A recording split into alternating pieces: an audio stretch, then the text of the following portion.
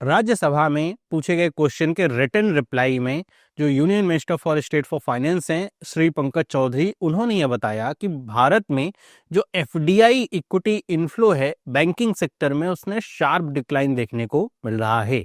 ये डिक्लाइन कैसा है उसको हम देखेंगे, इसके पीछे के रीजंस क्या हैं, क्यों एफडीआई चाहिए होता है, एफडीआई का मतलब आखिर क्या होता है, और वर्तमान समय में बैंकिंग सेक्टर में एफडीआई को लेकर के क्या क्या जो रूल्स और रेगुलेशन और रिस्ट्रिक्शंस हैं उनको हम डिटेल में समझेंगे।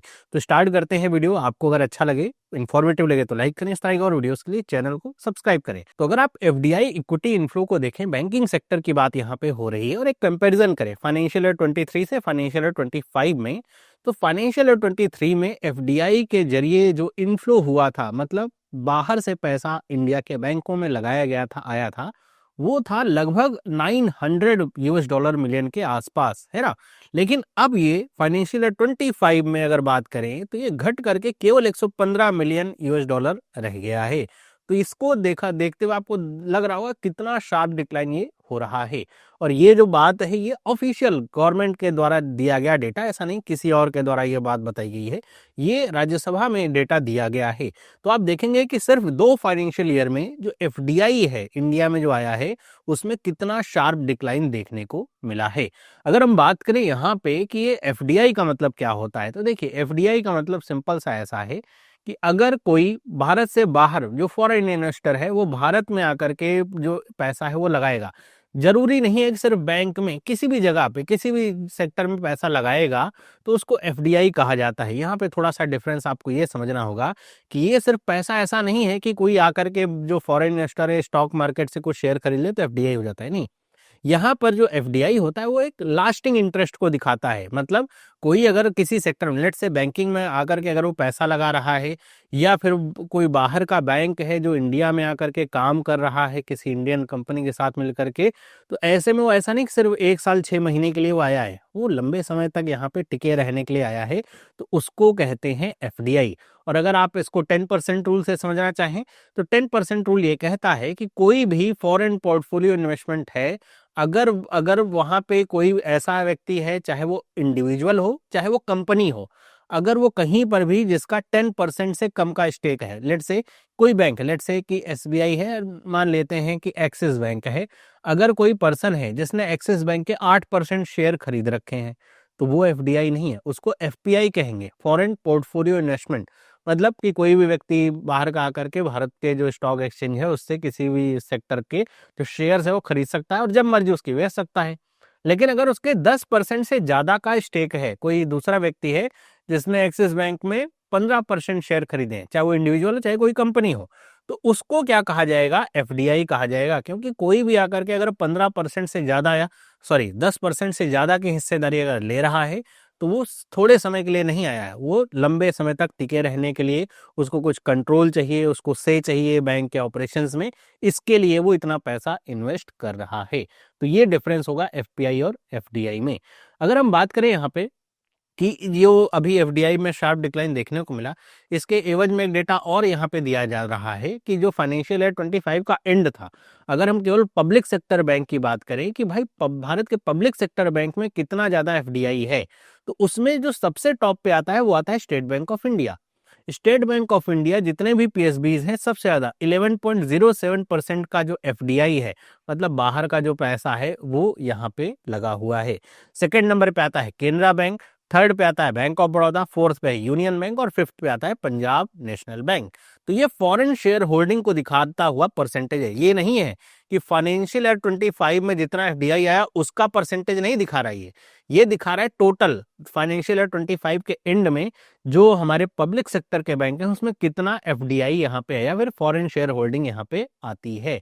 और सिंपल सी बात है, पब्लिक सेक्टर के बैंक हैं, मतलब ये है कि जो कंट्रोलिंग शेयर है, मतलब 50% से ज्यादा के जो शेयर है वो गवर्नमेंट के पास है, उसके बाद जो बचे शेयर होंगे उसी में जो भी यहाँ पे एफडीआई वगैरह हो सकता है वो हो सकता है। और अगर आपको यहाँ पे थोड़ा कंफ्यूजन है कि आखिर कितना कोई शेयर खरीद सकता है या फिर कितनी शेयर होल्डिंग हो सकती है पब्लिक सेक्टर बैंक में, तो आगे हम डिस्कस करेंगे उसको भी। सबसे पहले अगर हम बात करें यहाँ पे कि जो रेगुलेटरी स्टैंस है यहाँ पे, मतलब जो कह सकते हैं कि एफडीआई में अभी कमी जो देखने को मिल रही है, उसके लिए ये भी है कि बहुत सारे लोग ऐसा इंतजार करते रहते हैं हर बार के बजट में कि अभी जो करंट एफडीआई की लिमिट है 20% की पब्लिक सेक्टर बैंक में, उसको भारत सरकार बढ़ा करके 49% करेगी। लेकिन ये प्रपोजल हर बार रिजेक्ट हो जाता है। मतलब इसके पीछे का रीजन यही है कि अगर ये 49% करेंगे तो फिर सरकार को अपनी हिस्सेदारी कम करनी पड़ेगी। अब सरकार को हिस्सेदारी कम करनी पड़ेगी, ऐसा नहीं सरकार की हिस्सेदारी 51% की, सरकार की हिस्सेदारी 80% या उससे भी ज्यादा होती है पब्लिक सेक्टर के बैंक्स में। तो बहुत बड़ा हिस्सा उनको डी इन्वेस्टमेंट करना पड़ेगा। तो इसलिए इस तरह के जो प्रोजेक्ट्स, ये प्रपोजल्स होते हैं, इनको रिजेक्ट किया जाता है। और इसके पीछे रीजन यही दिया जाता है, मतलब यहाँ पे अगर देखेंगे कि जो करंट फ्रेमवर्क है वो अभी मतलब पब्लिक सेक्टर बैंक को लेकर जो सारी चेंज चल रही है वो सही है। और अगर भारत सरकार को अपनी मेजॉरिटी हिस्सा यहाँ पे रखना है पब्लिक सेक्टर बैंक्स में, तो इतना जो हिस्सेदारी है वो होनी चाहिए, ताकि जो भारत सरकार जैसे चाह रही है पब्लिक सेक्टर बैंक काम करे वैसे काम कर सकें, है ना। तो इस वजह से अभी कोई एफडीआई में हाइक देखने को नहीं मिलती है।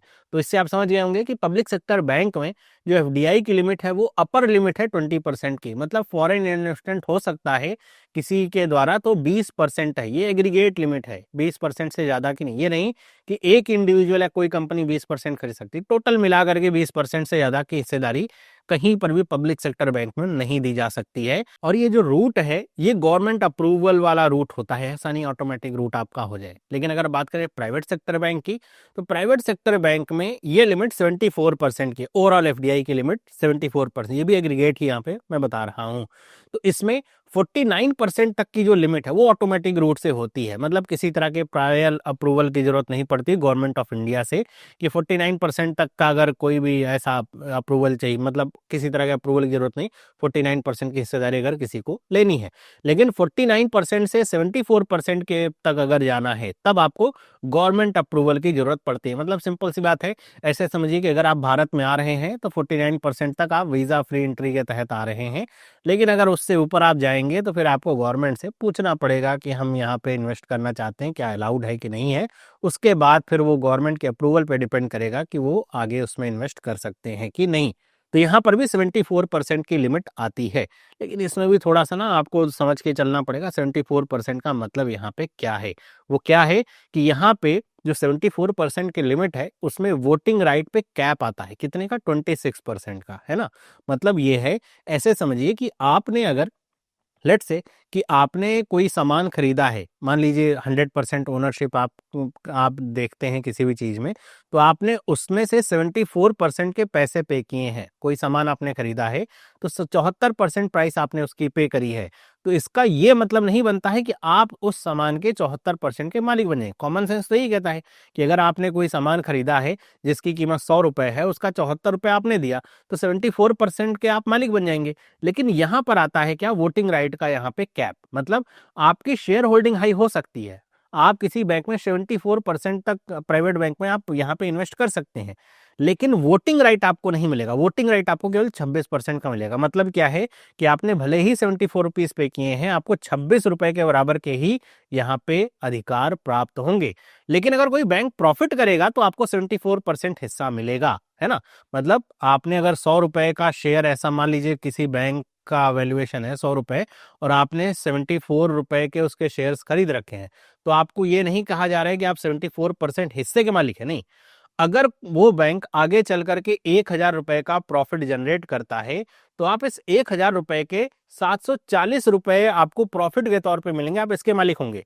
लेकिन जब बैंक के कामकाज की बात होगी, वोटिंग राइट्स की बात होगी, बैंक को क्या करना चाहिए उसकी बात होगी, तब आप केवल इस 100 रुपए के केवल 26 रुपए के बराबर के मालिक होंगे। ऐसा इसलिए किया जाता है ताकि इंडिया में जो डोमेस्टिक कंट्रोल है वो बना रहे। ऐसा ना हो कि भारत से बाहर के जो यहाँ पे इन्वेस्टर हैं, चाइनीज, अमेरिकन, वो आकर के भारतीय बैंकों में 74% का इन्वेस्टमेंट कर दें और उसके बाद फिर उसको अपने अनुसार चलाएं बैंक को, कि भाई वो रूरल ब्रांचेस बंद कर दें, फिर वो अपने अनुसार जो कंपनियां उनको फंड करना शुरू करें। फिर तो मतलब एक तरीके से हो जाएगा ना कि भारत में जो बैंक काम करें वो विदेशी व्यक्तियों के हित में काम करेंगे, इंडिया के हित में काम नहीं करेंगे। इसलिए ये कैप रखा जाता है, ये ध्यान रखिएगा। दूसरी बात है एक्विजिशन रूल की, जो भी हमने बात करी कि जो भी यहाँ पे ऑटोमेटिक रूट है 49% का जो हम बात कर रहे हैं, उसमें 49% पे आपको वीजा फ्री एंट्री तो है, लेकिन आप ऐसे समझिए कि अगर कोई भी एक्विजिशन हो रहा है और वो 5% से ज्यादा का है, मतलब कोई पर्सन आ रहा है किसी बैंक में और वो अगर 4.99% तक की हिस्सेदारी लेता है तब तो कोई दिक्कत नहीं है, लेकिन जैसे ही वो 5% से ऊपर की हिस्सेदारी लेना चाहेगा तो उसको एक आरबीआई के अप्रूवल की जरूरत पड़ेगी, सरकार की नहीं, आरबीआई के अप्रूवल की जरूरत पड़ेगी।